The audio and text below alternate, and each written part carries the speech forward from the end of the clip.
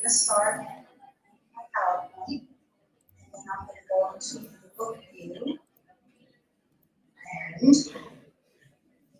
tell me if this is correct. Can you see what I'm seeing, which is the full image of the statue? No, I think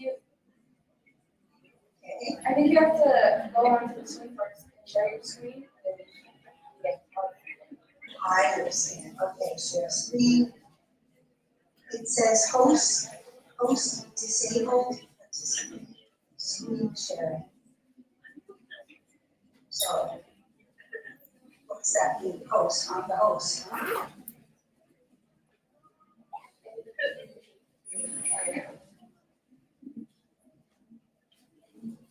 So I'm going to click on the green button that says screen sharing again.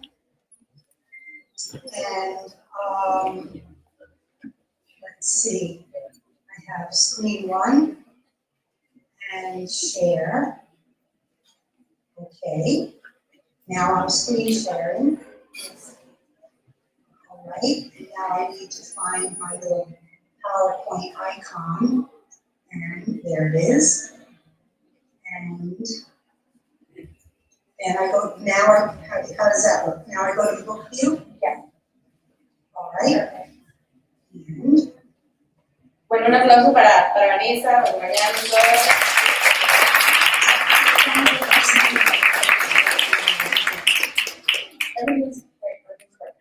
good, so you can see the full image of the sculpture. Okay. Wonderful. Well, thank you all so much for having me today. Renata, thank you so much for your help, and my thanks go to Daniela Rivera for inviting me to participate in Semana del Habitat. I also want to make a very special mention to my great friend, the conservator Arnaldo Ugarte. He introduced me to the conservation students in the program who were in residence at the Pocantico Center on the Rockefeller Estate in New York this past summer. Spending time with the students, Marcela, Sophie, and Claudio was energizing and enlightening. And so it's because of Arnaldo's friendship that we're all here together today. So my gratitude to all of you.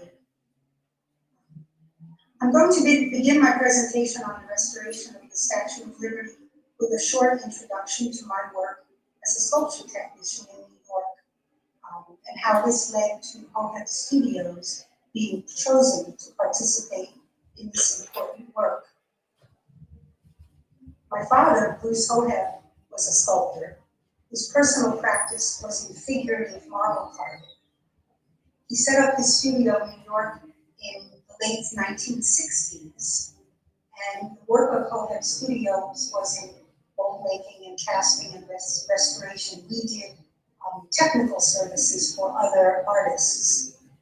And the reason this was so successful for my father personally was because he had what I refer to as the discipline of ego, to be able to separate making his own artwork to being able to work for other artists and helping them realize their work.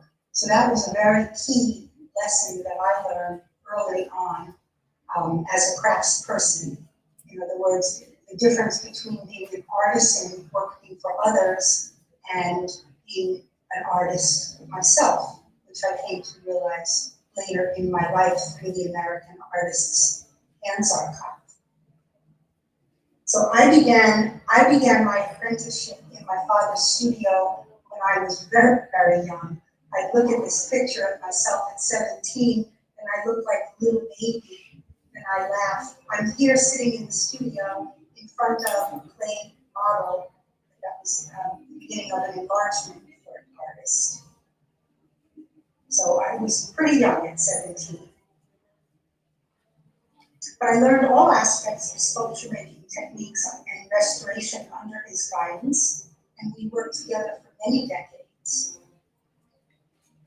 We were really privileged to work with many of the greatest artists of our time. We did a series of enlargements for William de Kooning that spanned 3 years. We enlarged Mr. de Kooning's work into a heroic or monumental size in clay, and he was still alive then, as you can see from And he would come to our studio and guide us through the final modeling.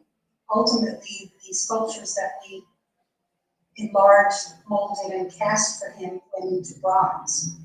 It was a very exciting time and a great privilege to work for such a great artist. Another artist that we were privileged to work with was Louise Nevelson. And here I am in the studio in her downtown Greenwich Village studio. I had just finished the enlargement of a sculpture that she called Female Figure with Star. And it was tremendous fun, and she was very, very dramatic, always wearing great false eyelashes and wonderful clothing, and she was a hell of a sculptor. And I use the word privilege a lot. You'll notice early on in my time with you, because translating an artist's work requires a lot of steps. It's a very industrial process, and it requires a lot of trust. And we built that trust with these wonderful artists over many years, working for them and giving them our best work with great integrity. And that's been what I consider a golden thread that's gone throughout my whole career working as a sculpture technician, to work with the greatest integrity that I've ever known to work with. Another wonderful artist that we worked with was Jasper Johns. And interesting, this sculpture that you're looking at, the larger piece in the background, is his original flag painting, which was aluminum modeling paste smeared onto the canvas. And in the corner, there was a real life postage stamp. And the task was to make a reduction of this original work of art and then cast it into sterling silver. When we finished the sterling silvers, these pieces, it was a limited edition, were given to donors who had contributed a significant amount of money for the restoration of the Statue of Liberty. That work was done in 1984 and 1985. And over many, many years, 30 years or so, I worked with the artist Frank Stella, who we just lost this past year, doing enlarging and mold making and casting for him. And that was a thrilling part of my life, because he was an absolute fearless experimenter. When things would blow up or explode or be what I would think would be a failure, he used those objects that normally might be thrown away or discarded, and he would turn them into other magical things and always use it as a learning stepping stone for the next work that he did. So working for Frank Stella was never boring, always exciting, a tremendous thrill. My father and I closed Hoeb Studios for a 5-year period, and we were invited to work at the Metropolitan Museum in New York, where we ran the reproduction studio. And our job there was specifically to make molds over the objects in the museum's collection, so that they could offer them in progress. So that they could offer them for both sale and also for curatorial study. So it was during that 5-year period that we worked on extraordinary pieces. Here you'll see a few selections of the gold treasures from Tutankhamun, and ceramics, ivory, glass, wood, precious objects. It was this reputation for quality work and careful work and working on so many original objects that paved the way for us to work on the Statue of Liberty. I'll just give you a little bit of history of this great piece. In 1865, a French political, intellectual, and anti-slavery activist named Edouard de Laboulaye proposed that a statue representing liberty be built for the United States.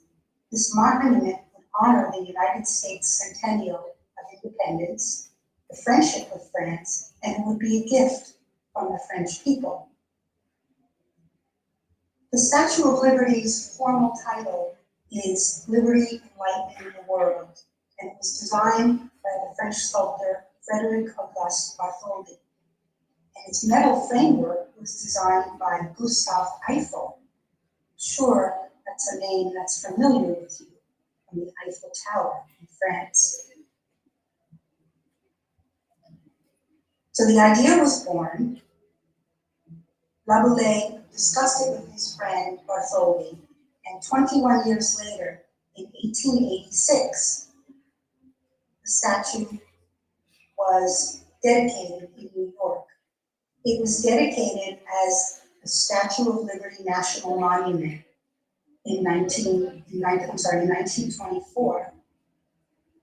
Then the monument itself was expanded to include Ellis Island, where the immigrants came through. That designation happened in 1965. The following year, both the statue and Ellis Island became part of the National Register of Historic Places and are now a UNESCO World Heritage Site. So the full restoration was begun in 1985. That was 1 year before the statue's centennial. The statue is 46 meters tall itself, and the total height, including the pedestal it's on, is 93 meters. Liberty holds a torch above her head and carries a tablet that's inscribed July 4th, 1776, which is the date of the United States Declaration of Independence. Everyone's familiar with the 7 spikes in her crown, and that represents the 7 seas and the 7 continents.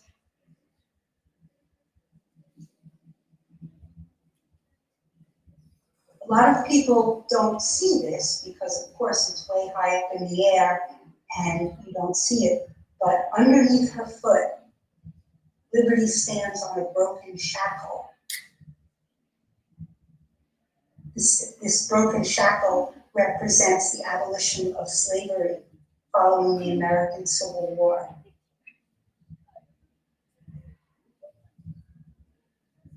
I love this picture. I love these men in their top hats and their long coats. The statue was built in France, beginning with Bartholdi sculpting a scale maquette or model, and then we went up in size in the enlargements until it reached full size. Again, you can see from the scale of the humans in this, it's enormous. And they built it to full height, full scale, over a wooden armature. And then they did the sculpture surface by working directly in plaster. Can you imagine how much labor went into that? When the sculpture surface was completed, they made a series of wooden molds over the entire sculpture. Rigid wooden molds, similar to building a boat. And it was into these wooden molds that the coppersmiths hammered thin sheets of copper. That process is known as Retos. The finished copper sheets are only 2.4 millimeters thick. The skin of the Statue of Liberty is the thickness of 2 US pennies. And it hangs on this extraordinary armature designed by Gustave Eiffel. Hundreds of sections individually hammered into the wooden molds were then riveted together. Actually, these hundreds of sections were sent to America, shipped to America by boat, where they were then assembled on site on Bedloe Island, now Liberty Island, and they were put together with thousands of copper rivets. So for every section of rigid wooden negative mold and the positive repoussé hammered copper section, each section was put together over the armature with these rivets. When I think about the work that was involved in the 1860s and I think about the materials and processes available to me today, I think, Vanessa, just shut up and get back to work. You've got two-part epoxy, you've got a compressor, you've got silicone rubber, and all these people had was skill and time. So stop complaining and get back to work. Gustav Eiffel utilized an iron truss tower for the main armature. And a secondary skeleton was attached to the center pylon, with all of these arms going out into space to hold the thin copper sheets. Eiffel designed this structure to enable this tall monument to move in the wind. And because the sculpture was exposed to the heat and the cold, and metal expands and contracts, he also built into this system a way of attaching the copper sheets to the pylon using a series of metal bars and saddles and a very complex rig system on the interior. This was just an absolutely brilliant engineering solution. Because of the contours, I'm just going to go back for a second here. Because of the incredible topography of the sculpture, I think you can understand why and how all of this interior framework was absolutely custom made for each section. Can you imagine bending iron armature bars to the interior of the sculpture? Every single piece was unique to that area of the work. It's mind-boggling to me to think of the complexity of it. So very labor-intensive. Each bar and saddle crafted individually to conform. And then with the intention of preventing galvanic corrosion, which is the corrosion that happens when you have dissimilar metals, copper and iron, Eiffel further insulated the copper skin with asbestos impregnated with shellac, which, as we'll see in a few minutes, turned out to be not only ineffective, but a little bit of a nightmare. Originally, when the sculpture was fully installed and assembled, it was what we all know to be a dull copper color. And it took about 18 to 20 years for the green oxidation, known as verdigris, to develop on the surface. One of the reasons that copper is used for buildings and architectural forms is because it does have this self-skinning oxidation. When silver oxidizes and turns into the tarnish that we're all so unhappily familiar with, or iron rusts, those are corrosive processes that, if left unchecked, will make for a structural failure of it. Copper, on the other hand, when it oxidizes, it gets to a certain point and then it stops. In other words, it becomes a self-skinning system. So the copper, bright green copper that we see on roofs and on the Statue of Liberty is in fact a very desirable thing to look at. I remember hearing when we were restoring the work, oh, we're spending all this money, how come we're not getting a shiny new statue? Well, we didn't want a shiny new statue. We wanted it to be this green patina, which is in fact a protective coating. The statue was examined in 1982 by French and American engineers as part of the planning for the centennial in 1986. And it was found that it had significant problems. When they originally put together the sculpture, the right arm was improperly attached. That had to be redone with its armature. The right arm had started swaying a lot in the strong winds, and there was a significant risk of structural failure. And the head had actually been installed a few inches off of center, and as a result, when the arm was moving, the spikes in the crown were close to the arm and was at risk of puncturing a hole in it. The interior armature with all the saddle and the iron armature bars was badly corroded. That was a huge problem given the individual bending of the bars, and there were thousands of these bars inside. The problems with the armature inside had been noted since about 1936. And every time they went in there to examine it, someone else came up with a great idea of coating the interior with yet another coat of something, paint and different coatings. So you can imagine over 100 years, the interior of the sculpture was thick with coatings, and this became a real nightmare.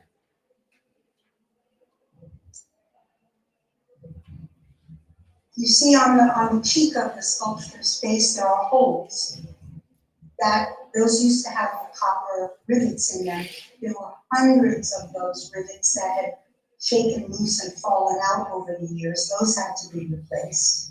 You can see a little bit of the hole in the nose. It looks very tiny until you get up to the sculpture and you realize the scale of it.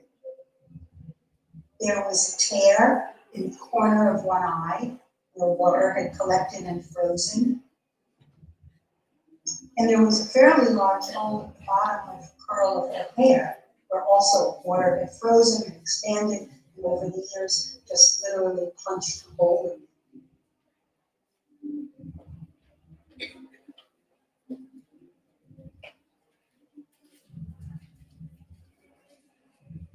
In 1984, the sculpture was completely surrounded with the largest freestanding scaffold in the world. And I say freestanding because, as you can see, the statue did not touch the sculpture itself at any point. The scaffolding was attached to the pedestal with those horizontal outriggers that you can see in the image. But from the base of the sculpture all the way up to the top, the scaffolding did not touch the sculpture. The sculpture was designed to move about 150 millimeters in all directions to accommodate the constant wind. So that was another incredible feat of engineering. On the far side of the scaffold view was a cage, an elevator that went up and down the entire length of the work of the sculpture and the pedestal. And this is how workers access the different floors to do their work either on the stone of the pedestal, or to go into the interior of the sculpture, or to go all the way up to the top of the torches. Happily for me, I've been on scaffolding since I was 15 years old, so I wasn't particularly concerned about heights, although I did have to wear safety gear. But a lot of people said to me, "Oh, weren't you afraid?" And I was thrilled. I was absolutely thrilled. What you're looking at here is the inside of the sculpture with the pylon and this incredible labyrinth of individually made bars and saddles and straps that hold this very thin skin onto its vertical pylon. I keep saying this, but the design of this system holding these Retos sheets of copper up in space over Eiffel's truss tower just blows my mind in terms of its ingenuity, its application, and its efficiency. That sculpture's been out in New York Harbor for 100 years, and given that the problems that it had were minimal considering the conditions that it's been living under. The problem with the interior was very daunting. As I mentioned, tons of material had been sprayed over 100 years, and in effect, in an attempt to slow down the galvanic corrosion that was causing the real problem of the rusting between the copper skin and the iron armature bars. In order to even do anything, the first thing they had to do was get rid of these coatings, and they spent months testing different products. Finally, they came up with two ideas that worked. Liquid nitrogen was used to remove the bulk of the paint that had been applied over years, which left two layers of a material known as coal tar, which had been applied to plug leaks and supposedly prevent corrosion. But coal tar, when it dries and cures the way it's supposed to, is hard as nails. And getting that stuff off so that they could get to the structure to replace the rusty bars was, it seemed to be impossible until they came up with the solution of using dry media blasting using bicarbonate of soda. And that was able to blast through the coal tar and clean the area without harming the copper skin. That was the eureka moment. And then, once they had the system down, it took months for the workers who went inside the sculpture. They were wearing full tight suits that had air supply in them because you couldn't breathe this material in. They were working inside an enclosed space. They could barely see. I spoke to several of the men on the restoration team during the course of this, and I learned that the average, this part of the work was done in the summer of 1985, and I learned that the average fellow that worked on this part of the job lost 15 kilos that summer through sweating and just the physical hard work of crawling around inside of a jungle gym with a heavy suit. They would work in 2-hour shifts and then come out and take a break and go back in. And all of the debris that came off of blasting this material away fell into the pit at the bottom of the sculpture. And every night or every other night, they would literally shovel it out and put it onto barges and dispose of it. Can you imagine? They invited me to come inside while I was working outside in the fresh air, to have a look. I lasted about 2 minutes. It was really overwhelming. But once that was done, then another extraordinary thing happened.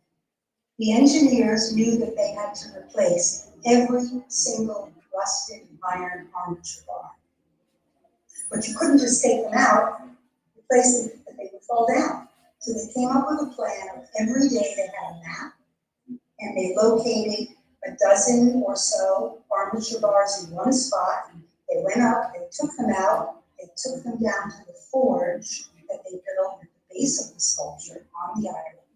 They replaced them with hand-wrought, handmade, hand-copied stainless steel bars. And in the morning, they went and reinstalled them, and then they went over to another area. So they did this in a very carefully orchestrated patchwork quilt, starting from the top until all of the rusted iron armature bars were replaced. This image is of a stainless steel hand-bent bar. They used the original as a direct pattern, and the reason it's glowing is because it's been heated to annealing. And they did that thousands of times. It's extraordinary.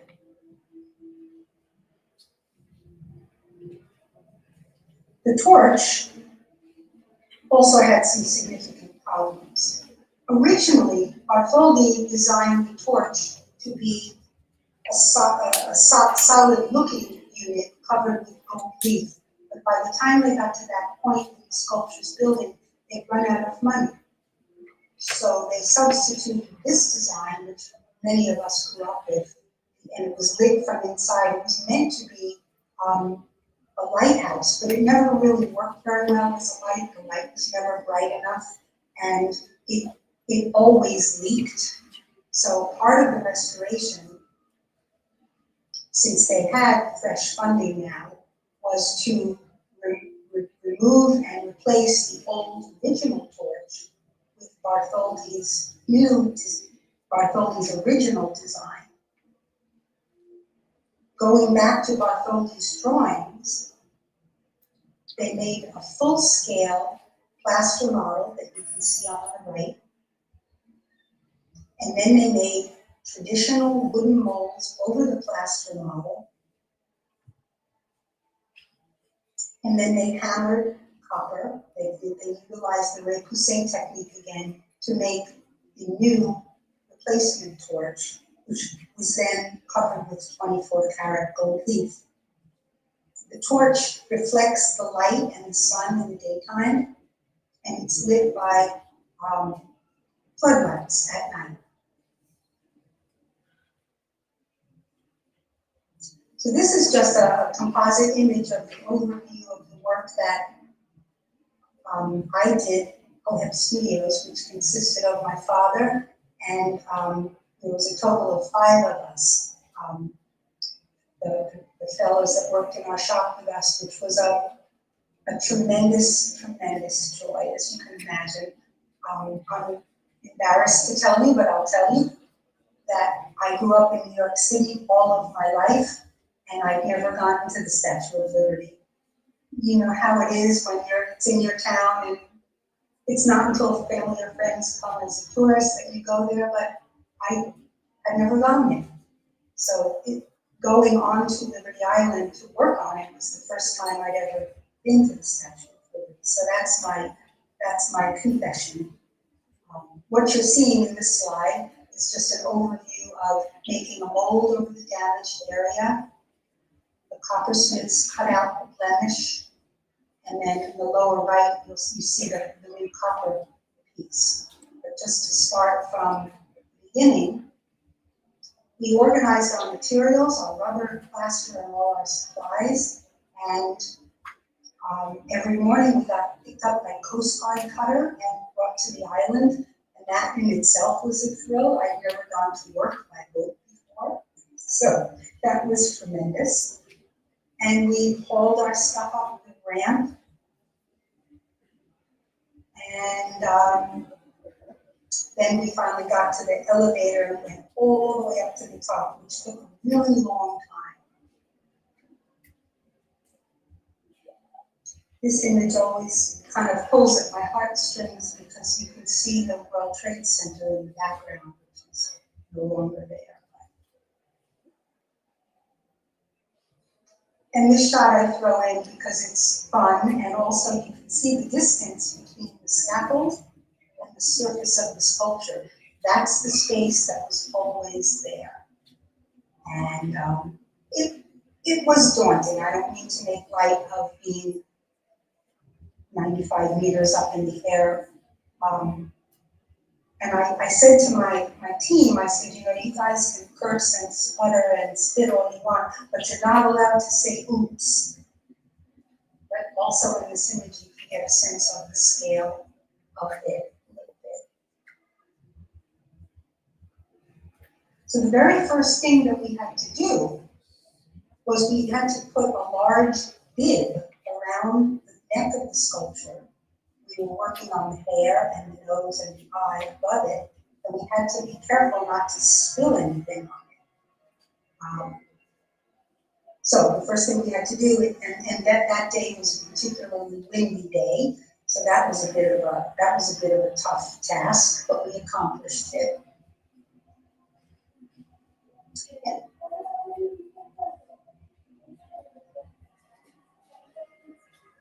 Is someone asking a question that I should?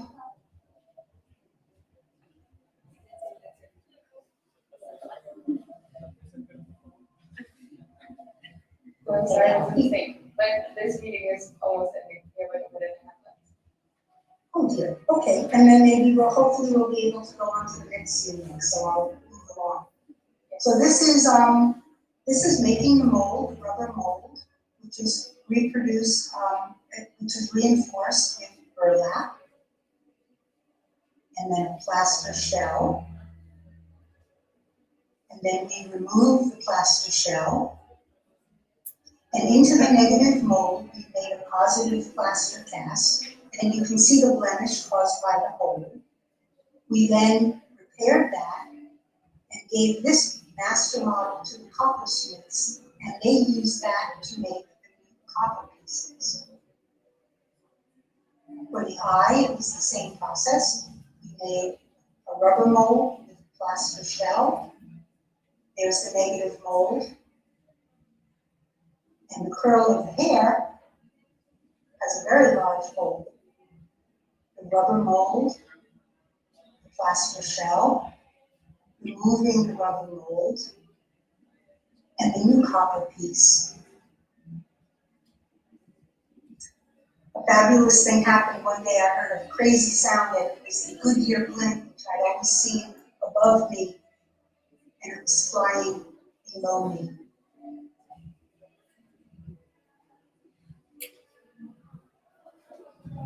Pero ahorita ver, hay otro y ya está.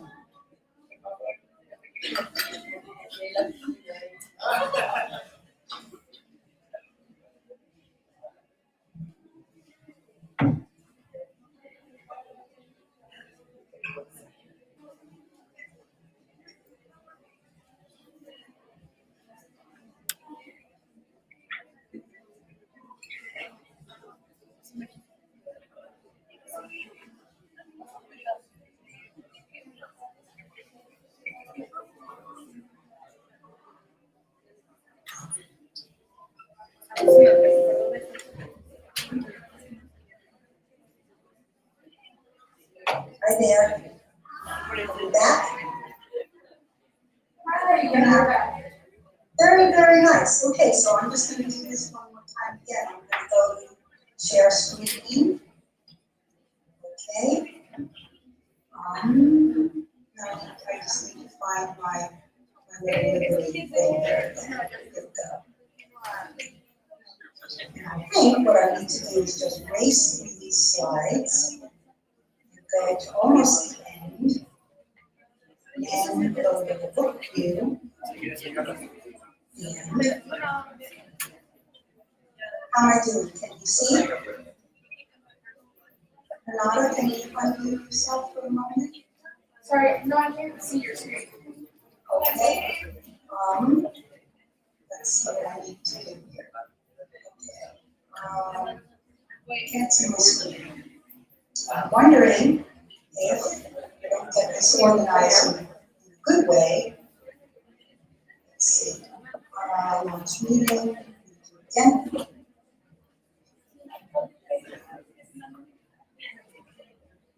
There we go.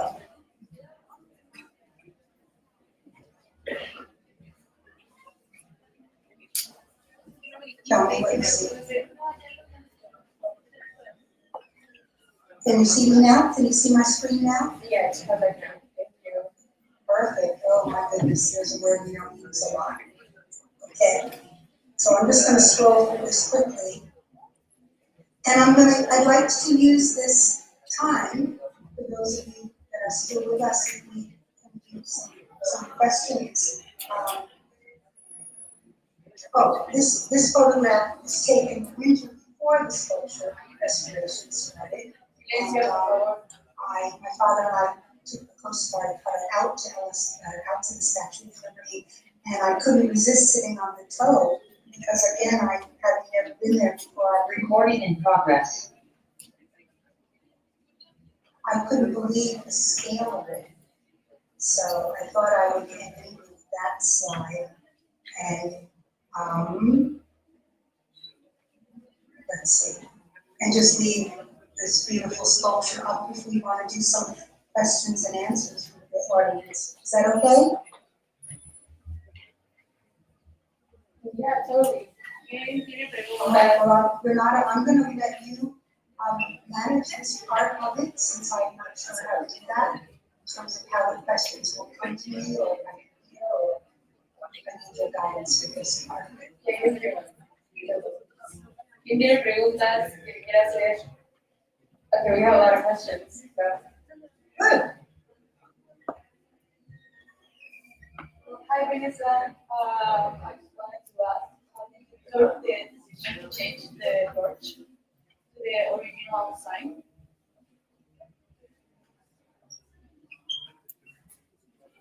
Okay, I wasn't able to hear that very well. Renata, can you help me with that question? Okay.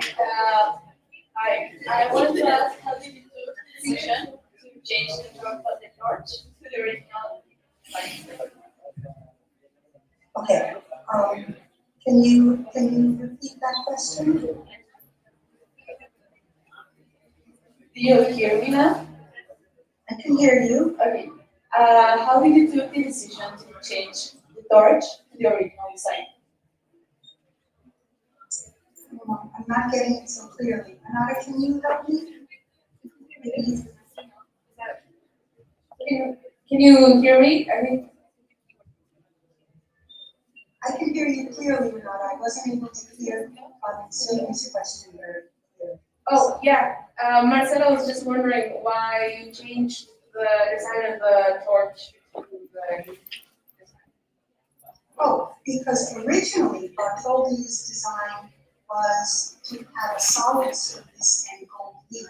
But during the construction of the Statue of Liberty in the 1800s, they ran out of money. They substituted glass and metal banded design that we all came to know. It wasn't until monies were raised for the restoration that they were able to go back to Bartholdi's original design and implement his original sculpture.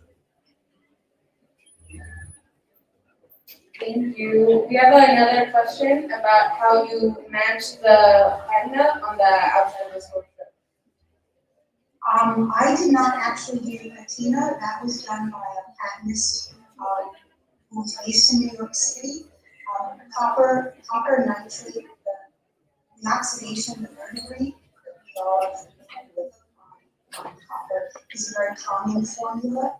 And it was done using gentle heat, copper nitrate, which is a salt, and distilled water, and it was built up directly onto the new copper patches slowly. Probably took a day or two, and it was, I think it was pretty straightforward to match that level of green. So it was done in the traditional patina using heat and chemicals.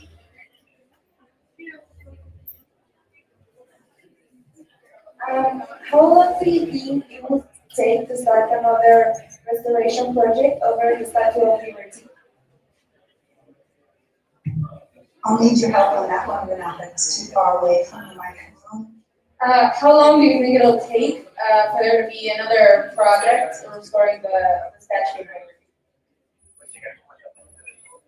Well, certainly not in our lifetimes. There will be routine maintenance for the structure, for the elevators, for the interior. But if the sculpture lasted 100 years out of New York Harbor before it started to develop holes, I think it's a pretty safe bet to say that it would be another lifetime, another generation of crafts people. I certainly had a very strong feeling when I was on the scaffold looking down at the city, birds flying by, that I certainly wouldn't be back there in my lifetime. So I think it's a long-winded way to answer the question, but I think we're looking at it's probably good for another generation or two.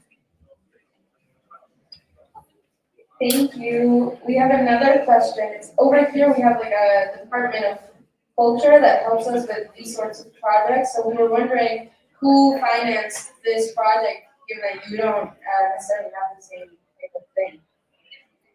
Good question. I think there were multiple agencies involved. The Statue of Liberty, the National Park Service, formed a corporation known as the Statue of Liberty Ellis Island Foundation.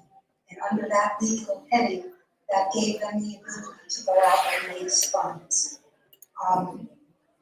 There were many government agencies that became involved, and then there was also private donations. At the time, the head of the Chrysler Motor Company, a fellow named E.I. started a nationwide campaign to have people send in donations, and everyone from school groups and schools and universities and civic clubs had fundraisers, and they sent money into the Statue of Liberty Ellis Island Foundation for that. It was millions of dollars needed to do that. So it was both governmental and private funding.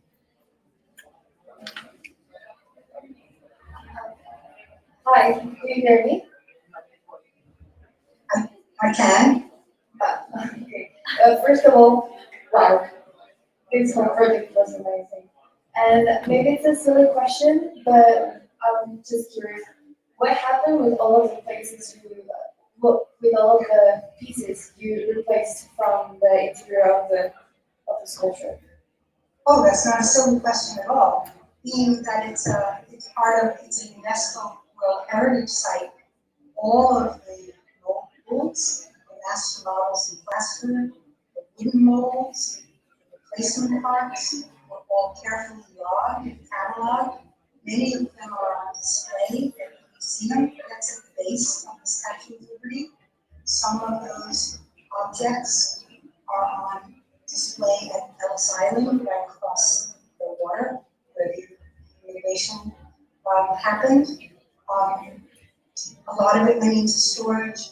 As far as I know, nothing was discarded. It's possible because of the volume of the iron armature bars. Perhaps those were discarded, but very little was because of the historic nature of the materials. ¿Alguien más tiene preguntas? I need up on that one. Now I'm just asking if there are any more questions, Oh. and I think we're done. Ah, Bueno, un aplauso para Vanessa.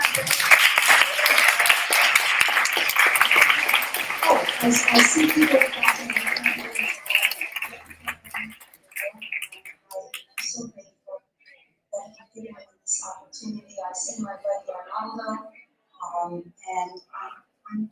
it was really thrilling to meet conservation students.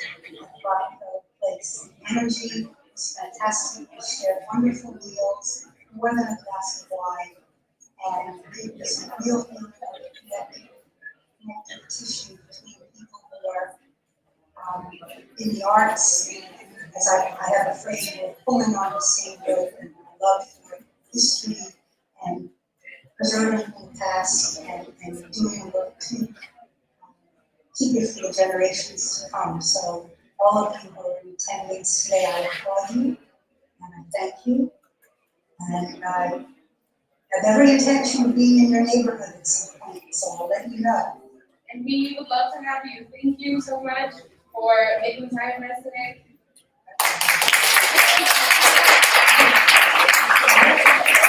And I will be sending you an acknowledgement from the university via email.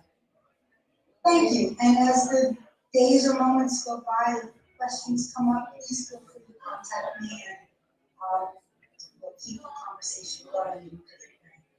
We would love to. Thank you so much. Okay, be well, everyone. Gracias.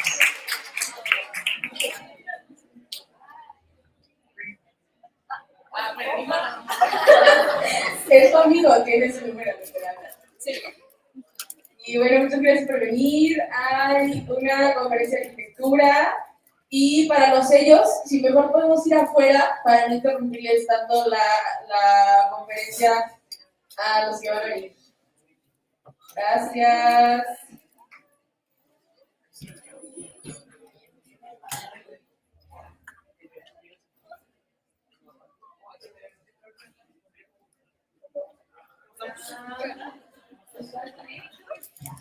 Pero bien. Pero ya mañana se acaba. Es que hay mucha gente allá afuera esperando. Si sales ahorita vas a ver que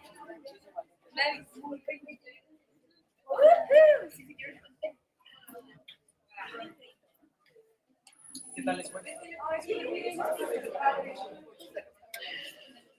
El hermano de Ronald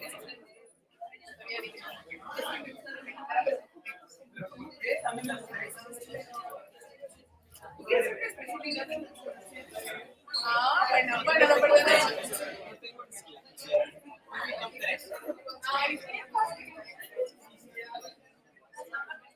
Oye, van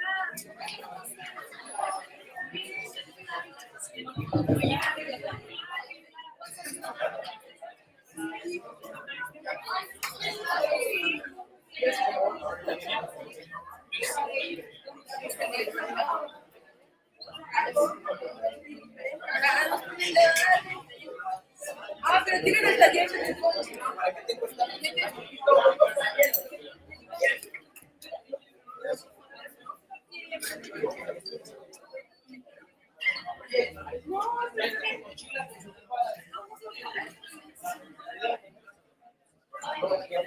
¿ya?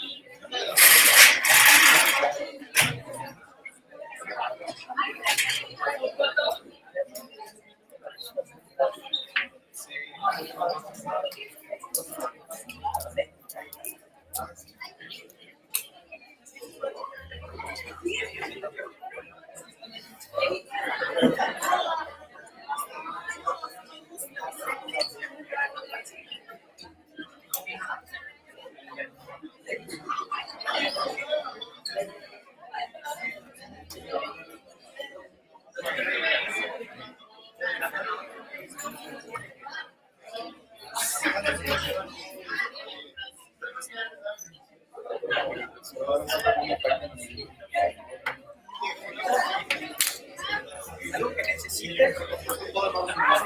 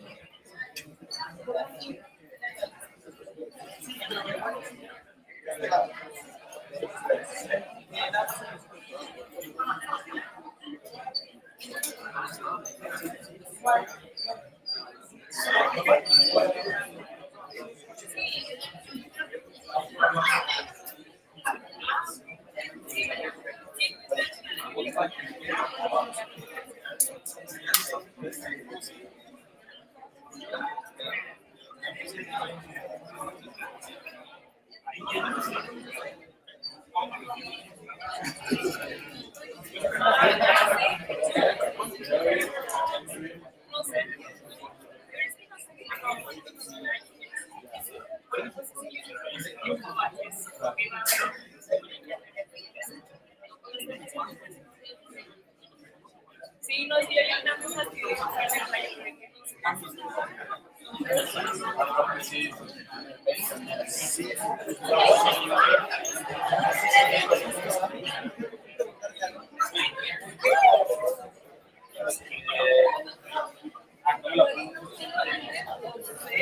ah, bueno, sí, sí, sí. Ay, bonito.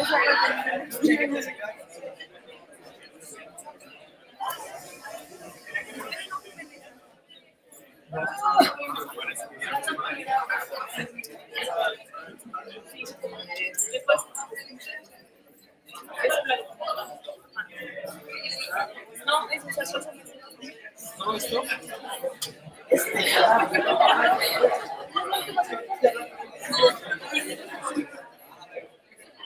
¿De carne? ¿Que tiene más o nada más quiero recortar? ¿Te puedo dar los dos de las cosas? No quita la primera, ¿no? No quita la primera, y ya para que no se me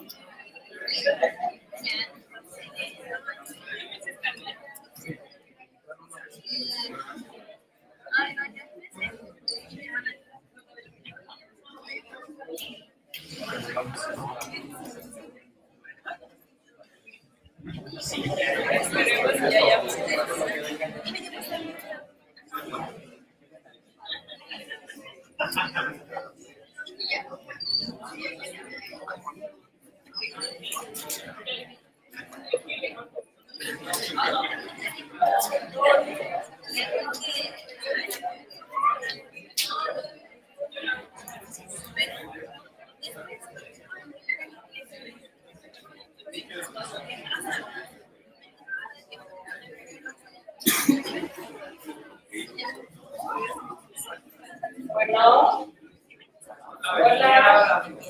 ¿Sí me escuchan bien todos? Sí, ok. Hola, buenas tardes. Nuevamente, muchas gracias por acompañarnos el día de hoy a la conferencia junto con el arquitecto Rodrigo Calzada, que pues, ya había tenido una presentación el día viernes, pero nuevamente nos viene a acompañar. Hoy pues viene a platicarnos acerca de su estudio de fotografía, el estudio Albers. Es un estudio mexicano enfocado en capturar espacios, detalles y procesos, fundado en 2020 y se ha interesado en documentar arquitectura dentro y fuera de México, destacando lo que es la materialidad, la luz y la sombra. Su trabajo ha sido publicado en distintas plataformas digitales en empresas como el Croquis, Casa Bella, TC Cuadernos, Archime, Desi, Art Daily, entre otras. Su trabajo artístico se ha expuesto, su trabajo en exposiciones y bienales en Portugal, Ecuador, Japón, Estados Unidos y México. Demos un fuerte aplauso al arquitecto Rodrigo Calzada.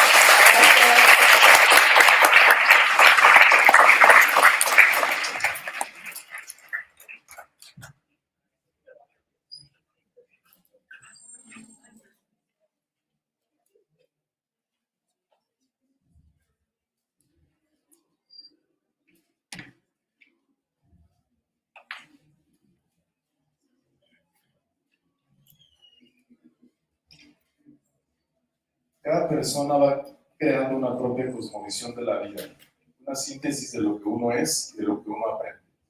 Los momentos de la infancia, los viajes, la gastronomía, la cotidianidad de los contextos históricos y culturales en los que estamos inmersos. No preciso que la cosmovisión se deje de ampliar con el paso del tiempo, está en constante cambio, cada vez más extensa y con conclusiones. Muchas gracias, Aaron, Alisa, equipo de aquí de la Facultad de la Semana del Hábitat, por la invitación. Vengo a platicarles acerca del trabajo del estudio, pero más que trabajo, la visión del estudio. Y un poquito más que la visión, la cosmovisión del estudio y cómo yo entiendo la arquitectura y cómo sugiero que tengan una búsqueda para entenderla también. Ya comentaba del tema de la cosmovisión y este conjunto de memorias que van generando dicha cosmovisión. La infancia, los contextos históricos y culturales, aquí los plasmo con estas imágenes bellísimas de Graciela Iturbide, de Mariana Jampolsky y de Juan Rulfo, en su faceta de fotógrafo. Y me gustan mucho porque justo retratan como una parte del México que de pronto no es la que tenemos de primera instancia con el tema del color, sino más bien con el uso del blanco y negro. No sé si podamos apagar estas otras dos luces de enfrente, a ver si se aparece un poco mejor la presentación.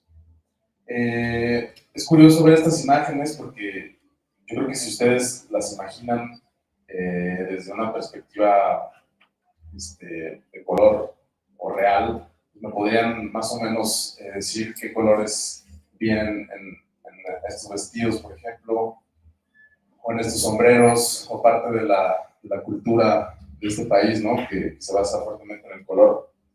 Dicho esto, pues, esta es una parte que nos permite apreciar como otro tipo de cosas, como la expresión o la composición, que no nos llama tanto la atención como al principio lo es el tema del color.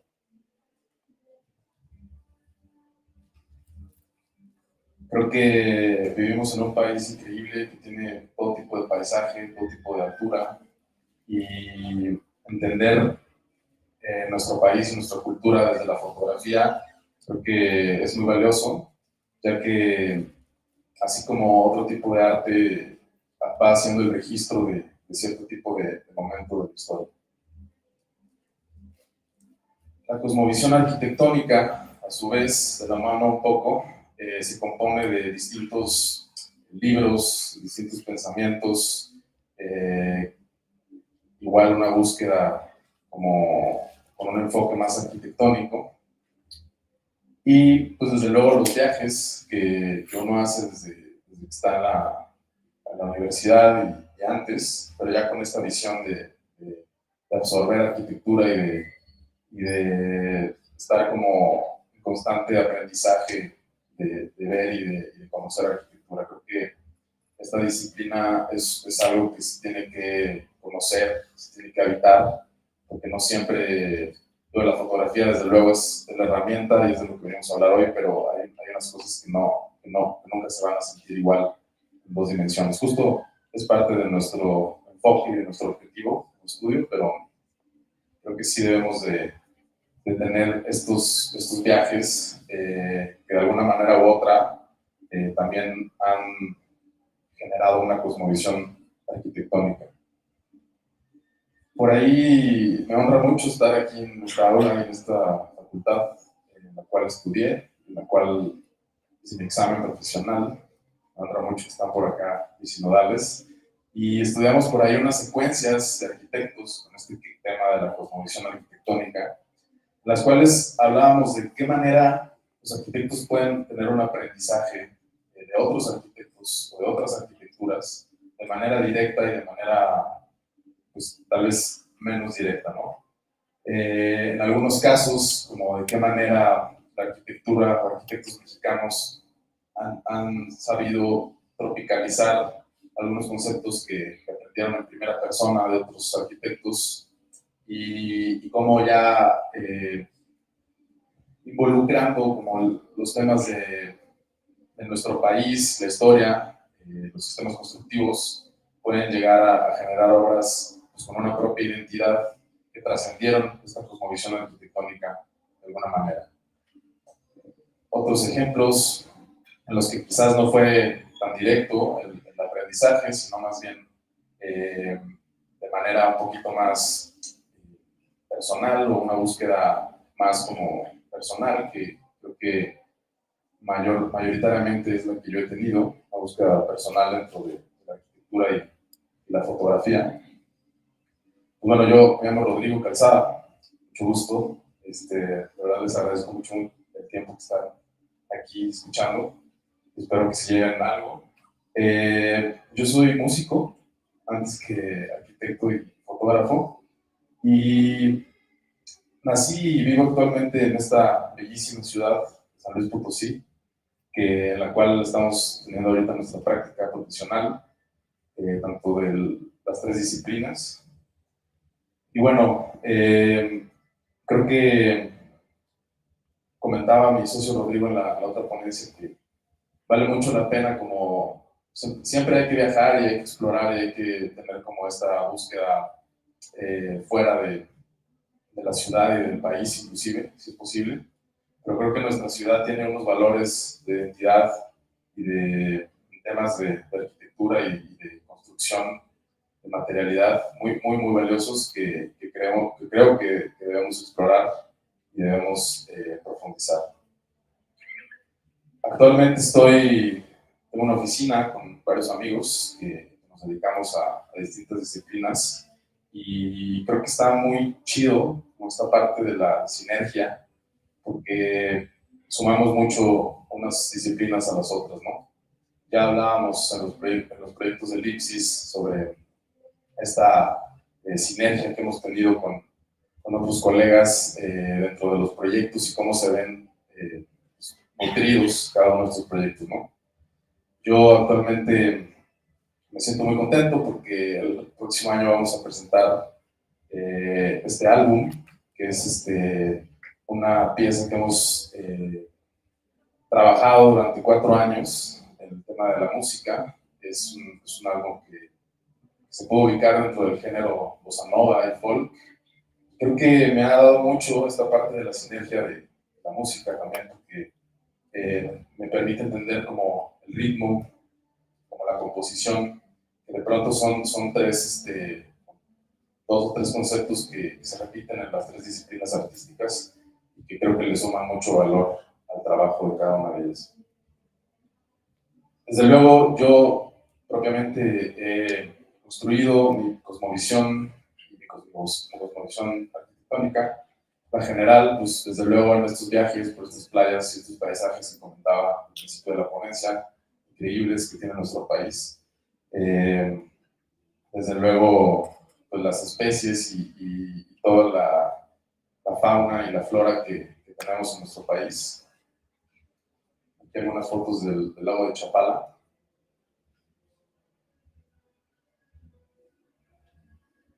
Y desde luego, pues también en los viajes, en arquitecturas, pues de pronto que han tenido como cierto peso en la historia de la arquitectura y también como más industrial y un poco más clásica y desde luego arquitecturas más contemporáneas que me ha tocado visitar y que pues, creo que todo esto suma y va generando esta visión.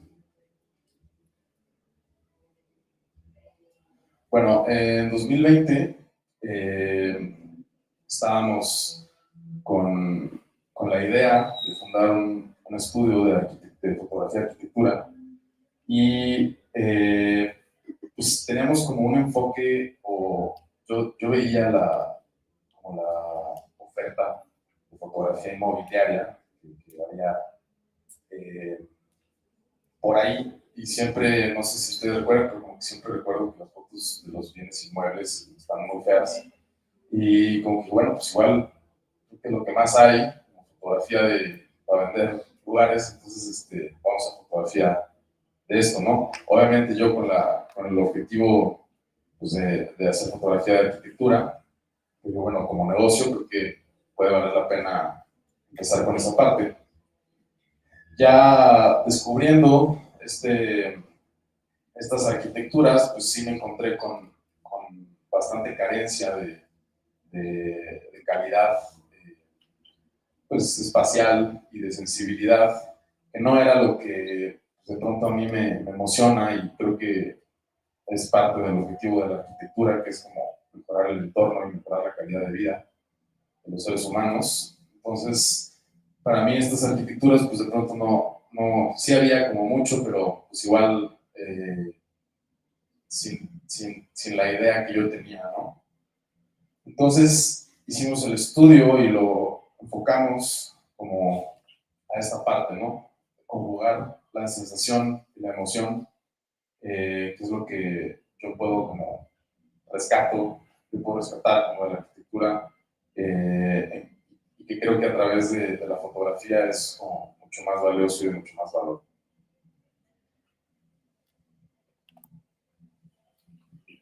Para este momento, el panorama de la fotografía de arquitectura en México fue hace 4 años. Pues había, no sé, tal vez 20 o 25 fotógrafos de arquitectura en todo el país. Y tal vez hoy día hay muchos más, quizás 100 o 200, pero sigue siendo un nicho pues, bastante que explorar, porque si saben ustedes de lo que más hay en este país es construcción, tristemente o no, pero alguien se tiene que cargar de documentar esta construcción y todo este trabajo que hay detrás de cada uno de los proyectos. Me gusta mucho porque somos nosotros los fotógrafos de arquitectura testigos y encargados de tener como esta parte de registrar un trabajo que viene de años, ¿no? Me toca en mi práctica de arquitectura con el IPSIS darme cuenta que los proyectos toman 3, 4 años desde que lo haces hasta que se gestiona, se construye, se termina, y muchos quedan ahí como no son buen portafolio, pero muchos sí, y creo que hay que tener como este respeto por el trabajo y por el tiempo que han involucrado los arquitectos y los constructores. Les he platicado del panorama de la fotografía de arquitectura en México. Tenemos como, yo veía que muchos de los fotógrafos tenían como esta visión, que es una visión como más angular de los espacios y de la arquitectura, usando lentes que van más atrás de lo que ve el ojo humano, que son 50 milímetros, que van a ser los 17, los 20, los 14, pero que de pronto pues distorsionan los espacios y no son tan honestos porque suelen ser como un poquito más abiertos los espacios o un poco más jalados. A mí me toca ver esto al momento de que estoy haciendo los renders y bueno, que estoy haciendo un modelo, solamente siempre es como intentar jalar la perspectiva para que se avance el espacio, pero pues deja de ser real. Entonces, y sin hablar tanto de tecnicismos, nos pusimos como a involucrarnos en otro tipo de lentes para intentar tener otro enfoque y como parte de lo que les quiero platicar hoy es del saber ver.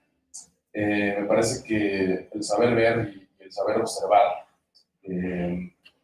la estética de lo común y como qué hay detrás de todo este tiempo, de todos estos proyectos que platicaba ahorita, es lo que nos podemos como llevar como reflexión.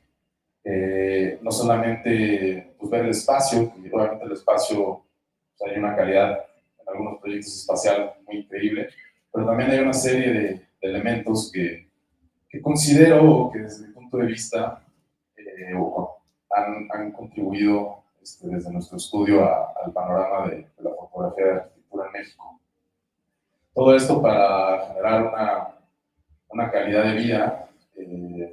Creo que los arquitectos deberían de contemplar como todas estas cuestiones. Son muy generales, todos los conceptos que les voy a mencionar, pero creo que viéndolos desde esta perspectiva y intentar conjugando todas estas partes, podemos lograr una mejor calidad de vida y que de verdad esto permee en la historia. Bueno, vamos a comenzar con la luz y la sombra. Escribí por ahí unas frases que creo que es lo que quisiera que se quedaran. El tema de la luz y la sombra. La luz y la sombra juegan con la emoción y definen los límites del espacio, ¿no? Siempre me ha gustado como un espacio pues, completamente oscuro, completamente iluminado, pues, te cambia completamente, ¿no? Un cuarto sin ventanas, un cuarto con mucha ventana, también son como contrastes muy distintos. Y obviamente la fotografía, al tratarse de un tema de luz completamente y de sensibilidad, hablando técnicamente de la cámara, es importante como tomarlo en cuenta. Aquí voy a pasar algunas fotografías de proyectos. Esto es en Guadalajara, esto es en San Luis Potosí. Y de pronto estas casas o estos edificios que van llevando estas tradicionales como sentido de contracción y de expansión a través de la oscuridad, a través de la altura, creo que de alguna manera te van delimitando el espacio y te van preparando para otro tipo de sensaciones. Desde luego, atardeceres mágicos y comisiones increíbles que me han tocado hacer, visitar proyectos en algunas partes del país. Acá me hablaron un martes la arquitecta de este proyecto y me dijo como, oye, que estamos buscando un fotógrafo que viaje mañana a Nayarit y nos entregue las fotos el viernes, porque vamos a mandarlas a una revista en Italia que quieren poner como en primer plano este proyecto, que les gustó mucho y demás. Entonces, pues obviamente los demás fotógrafos pues, no accedieron, o uno que otro no accedió, y yo tuve la fortuna de tener ahí el tiempo de ir, y fue algo muy express. Yo hoy día demoro 3 a 4 semanas en entregar una sesión por los tiempos, y esto fue como hacerlo todo en 3 días, tanto el scouting, el llegar, el ver el lugar, el entender el poniente y el oriente, hacia dónde se va a poner el sol y qué tipo de luz y de sombra nos va a dar el proyecto, ¿no? La verdad disfruté mucho hacer esta sesión y creo que ha sido de los trabajos más publicados. Es en el muelle de San Blas, Nayarit. Y bueno, desde luego nos tocó un atardecer increíble, justo se ponía con el lago y nos daba estos reflejos y estas luces en esta gran nave de madera.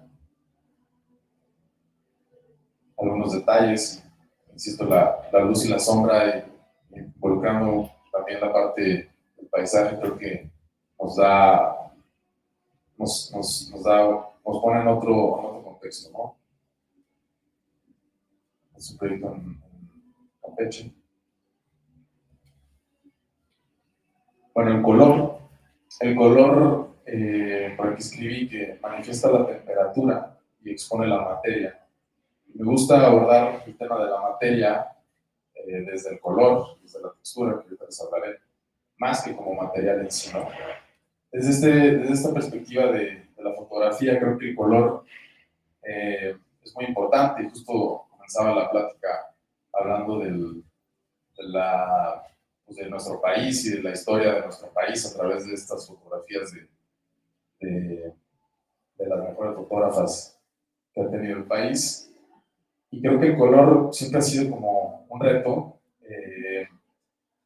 Siempre varía mucho también ya la parte de la edición, el tipo de computadora que tienes, el tipo de monitor que tienes, inclusive el balance de blancos, ya hablando de cosas técnicas dentro de la cámara.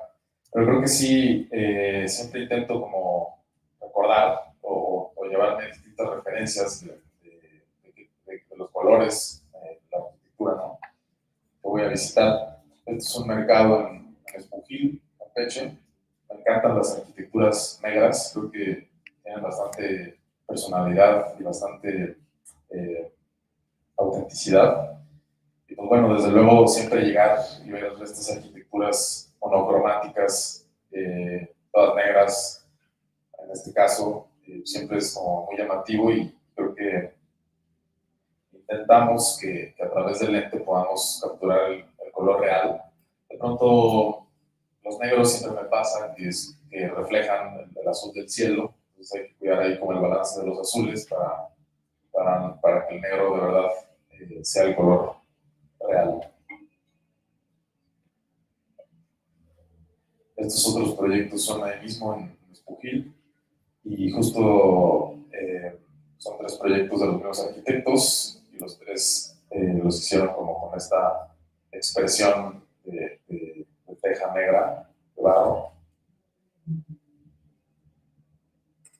Y bueno, desde luego otros tipos de paisajes que me han tocado visitar que tienen como bastante personalidad también. El caso de la laguna de Bacalar, tiene unos colores azules hermosos que bueno, obviamente intentar como tener ese equilibrio en el color y la vegetación.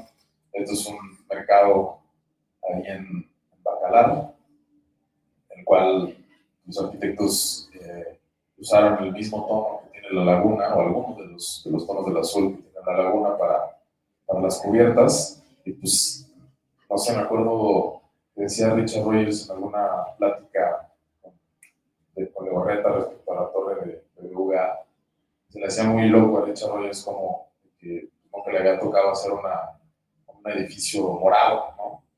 Como México, pues sí, no había como ningún límite con el tema del color, ¿no?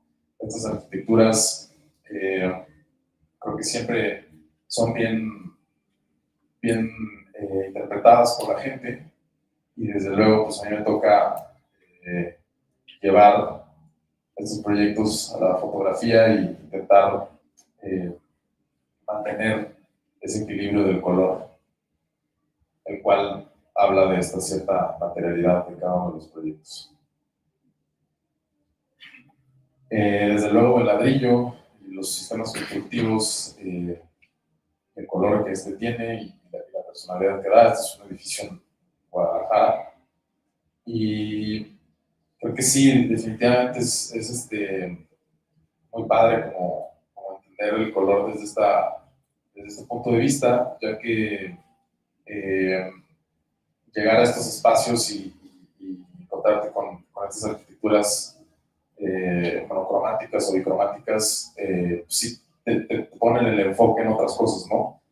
Obviamente el color llama la atención, pero el juego de esto con las luces, con las sombras que ya platicábamos, le da mucho valor.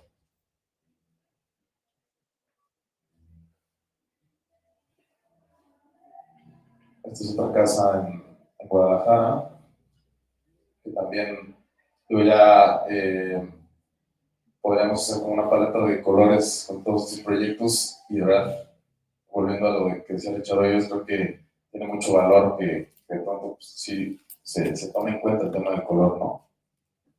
Arquitecturas amarillas, rosas, negras, azules.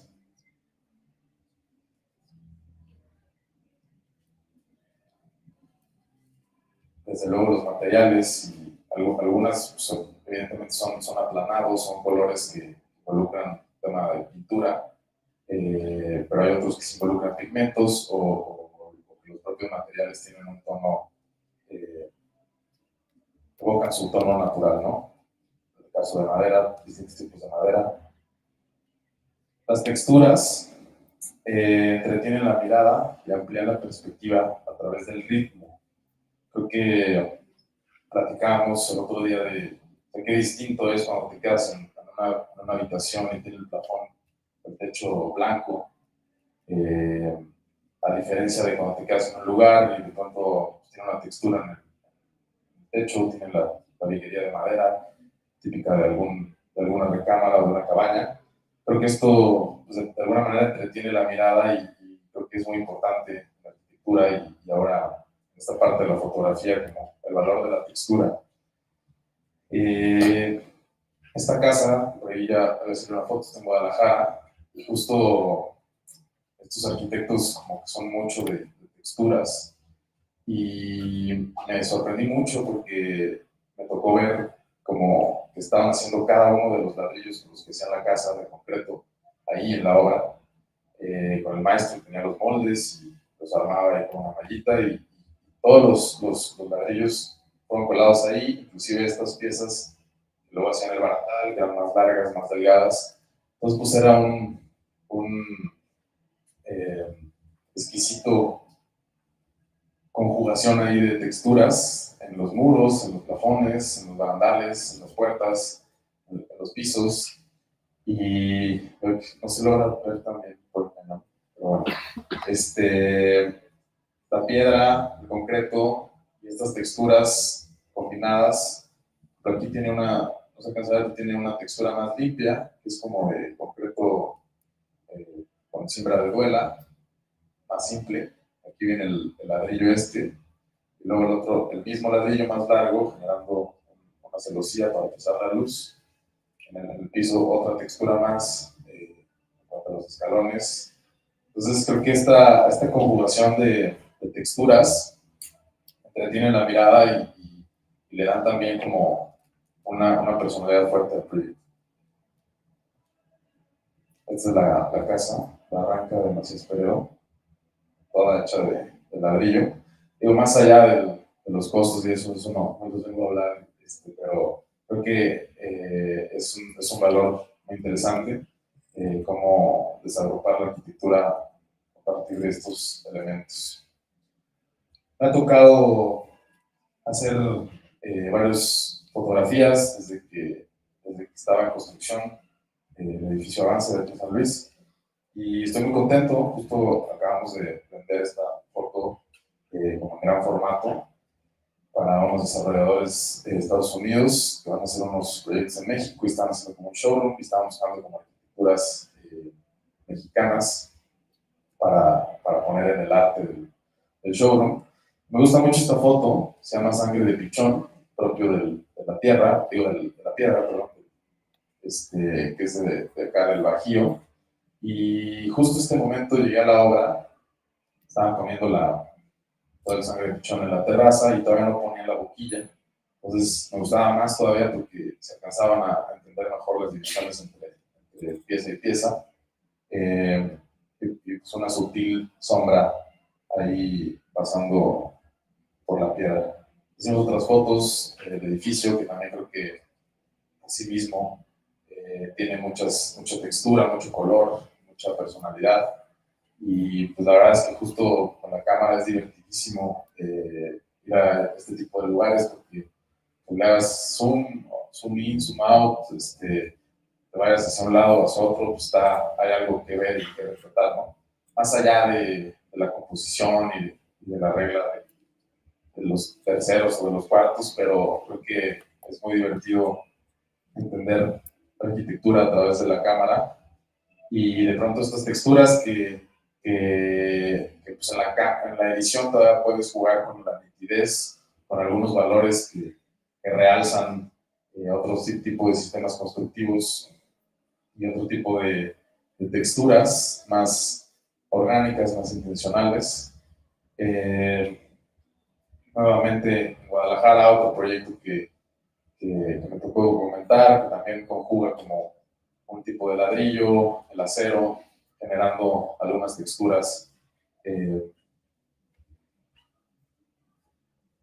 haciendo esta composición general, ¿no? Estas son fotos del mercado que les platicaba hace rato y creo que justo esta textura de los materiales pequeños pues le da mucha onda al proyecto. Tenemos algunas series justo como de este tema.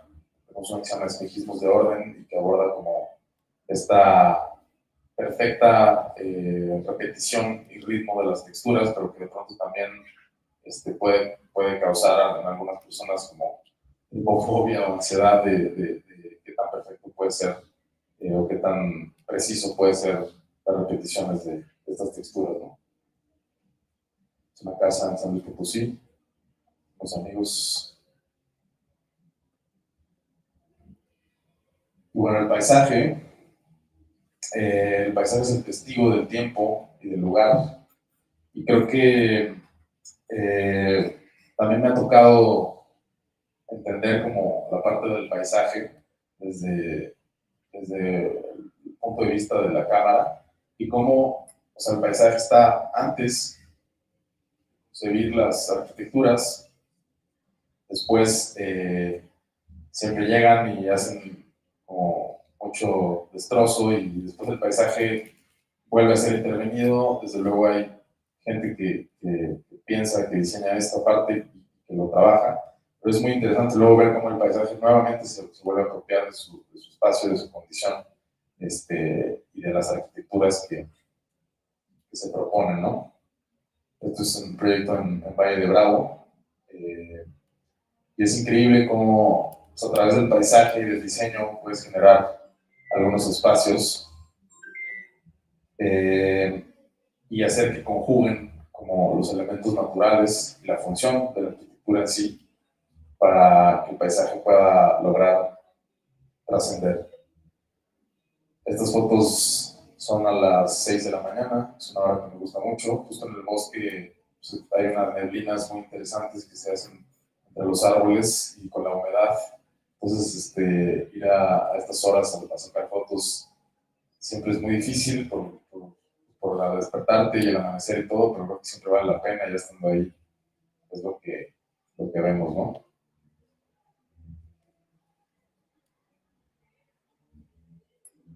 Paisajes más boscosos, paisajes más como de calor, y desde luego arquitecturas que conjugan todo esto que les comento, ¿no? Como el paisaje se va apropiando de los lugares y retratar esa parte. Sí me han llegado a buscar últimamente paisajistas que buscan documentar su trabajo y que ya no se trata de edificios o de fotografía de arquitectura como tal, sino más bien de plantas, ¿no?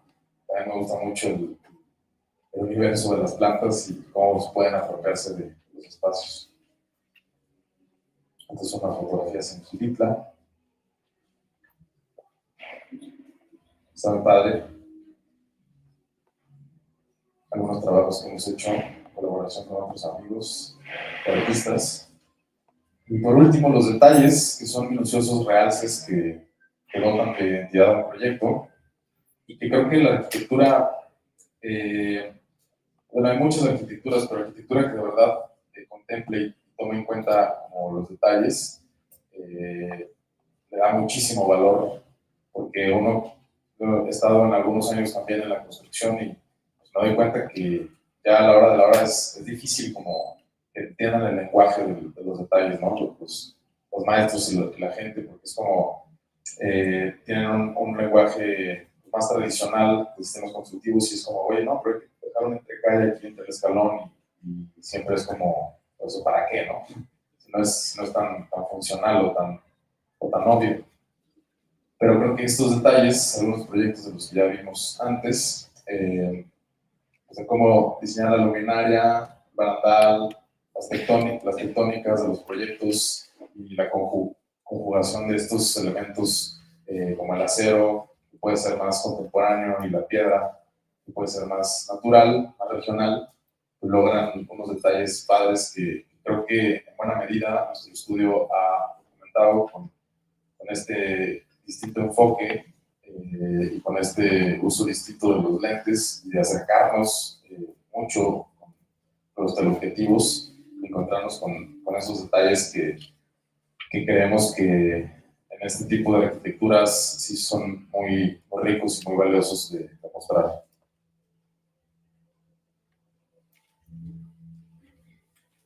Entonces, pues bueno, insisto con esta frase y con esta reflexión, que es lo que les quisiera como comunicar, que viajen y que entiendan, que aprendan a observar más allá de lo normal y de lo cotidiano, ¿no? Inclusive, bueno, ahora es muy divertido también porque pues, con el celular tienes ahí distintos lentes, para atrás, para adelante, y creo que cambia mucho el verlo desde distinto plano, ¿no? Y además del saber ver, como también más allá de lo tangible y de lo material, pues también como lo humano y de qué manera o de qué maneras pueden usarse los espacios para el índole que sea, ¿no? Son otras fotografías de aquí de San Luis Potosí.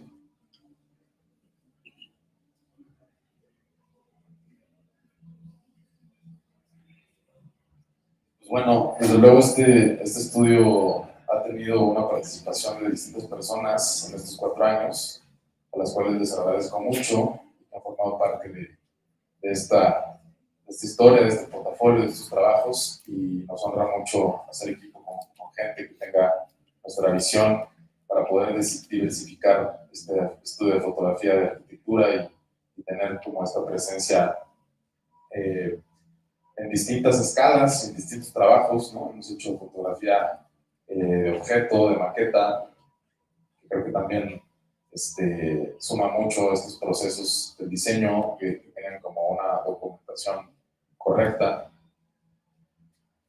Y pues yo muy contento, porque me ha tocado conocer mi país a través de la fotografía y a través del lente, y pues ahora es difícil tener como cierto ritmo, pero me encanta viajar y me gusta porque ahora es como una extensión de los viajes que hice en la universidad, la facultad y con el taller.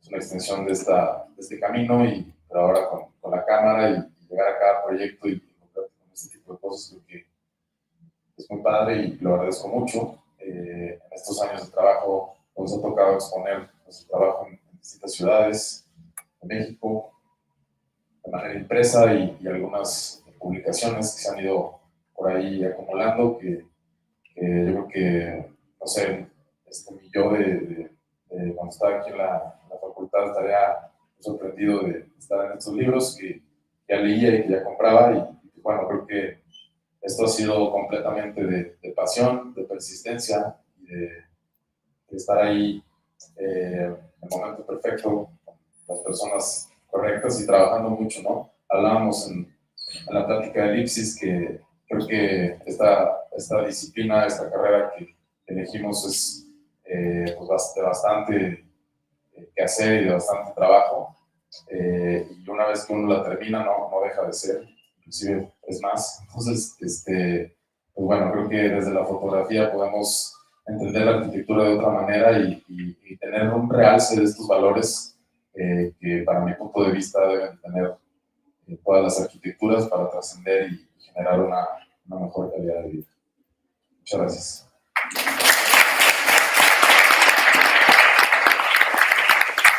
Por aquí dejamos para que nos sigan en sus redes. Muchas gracias. No sé si igualmente alguien tenga alguna duda, algo que le quiera preguntar acerca del estudio o de su pensada. O todo bien, todo muy claro. Sabe, hay poquito tiempo, ¿no? Vamos un poquito rápido, pero quien tenga alguna duda o algo que quiera comentar, con mucho gusto nos puede decir. Oye, aquí, felicidades por tu trabajo, la verdad que es muy sobresaliente. ¿Cómo lidias con, se puede decir lidiar con esta era en la que nos está tocando vivir, en la que la sobreexposición de imágenes a través de las redes sociales se da de manera automática y cualquiera lo podemos hacer? Tú como fotógrafo, ya prácticamente profesional, ¿cómo de alguna manera, cómo enfrentas esa realidad también? Porque antes el arte de la fotografía venía hasta en el revelado, ¿no? Ahora eso ya de alguna manera va quedando un poco a un lado, en cierto punto. Y ahorita pues ya cualquiera puede agarrar un celular y decirse prácticamente fotógrafo. ¿Qué le dirías a para que se especialice precisamente y no lo vea como que nada más agarrar un celular y... Claro, creo que es una herramienta, o sea, la cámara es una herramienta que todos tenemos hoy día en nuestros celulares. Si lo sabes utilizar y si editas un poco como tus fotos del celular, creo que se pueden lograr resultados increíbles. Justo ahora hay tanto de esto que ya vuelve a ser atractivo la parte de la fotografía análoga y de estas cámaras como las viejitas que te dan como otra perspectiva y otra calidad, como las fotos que mostraba al inicio. Entonces creo que es una herramienta, sí vale la pena utilizarla, clavarse. Platicaba ahorita de lo de los lentes, como tener esa búsqueda y esa exploración a través de los lentes y de la fotografía, pero sin duda creo que es una herramienta que para bien ha dado mucho, nos ha acercado al mundo, de cierto modo, nuestros celulares. Gracias.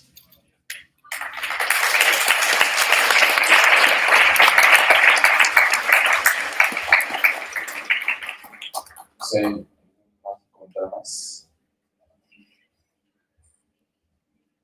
Gracias. Pues nuevamente muchas gracias, Rodrigo Calzada. Igualmente agradecerles a todos los alumnos. Esta es nuestra penúltima conferencia por parte de arquitectura. También hacerles la invitación el día de hoy a las 4.